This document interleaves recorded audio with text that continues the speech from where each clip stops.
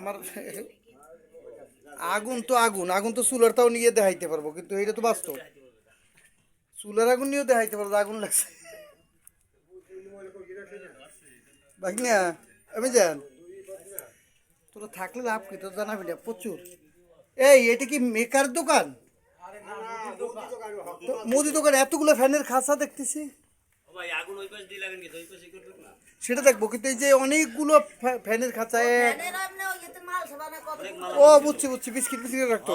কিন্তু এই যে আগুন এটা হচ্ছে চায়ের সাইড হচ্ছে এখানে, এখানে হচ্ছে চায়ের কেটলি দেখতেছি, কিন্তু আগুন লাগছিল দেখাচ্ছে ঘরে ওই কোণা থেকে। এই তো মালিক পক্ষের দাবি হচ্ছে ওই আগুন লাগার দুদিন আগেও এই এই জায়গাটায় আগুন লাগছিল।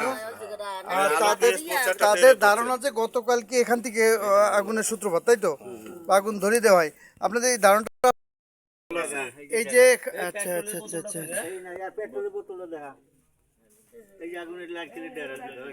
এখানে এই যে আগুন ধরানোর সরঞ্জাম এভাবেই ছিল না, ওখানে ছিল। আচ্ছা, এটা টোকাই আনছেন। আর এই যে পেট্রোল বা আগুনের সরঞ্জাম এই জায়গায় ছিল। ওইটা আমি দেখছি, সব বুঝতে গেলে তো আমাদের হবে না। না, ওখানে ছিল। এই যে আগুন যে লাগানো হয়েছে, এই আগুনের মূল এই যে উপাদানগুলো এখানে পাশে দোকানের যে পুরো যেভাবে স্তূপ হয়েছে, এতে আপনার ক্ষয়ক্ষতি দিচ্ছে কত? 6 লক্ষ তো হবেই।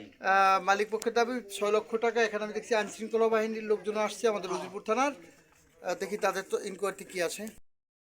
দোকানের পাশের ঘরটি হচ্ছে এইটি, আর এই ঘরেও আগুনের যে তাপ আসছে। আচ্ছা, এই ঘরে মালামাল কি বের করতে পারছিলেন? ওই এই যে আচ্ছা, দোকানের যে পাশের ঘর, পাশের ঘরের অবস্থা দেখছি এই, সেখানে তাদের লেপ তোশক বালিশ থেকে শুরু করে যে পারিবারিক যে সরঞ্জামগুলো সব এভাবেই পুড়ে গিয়েছে।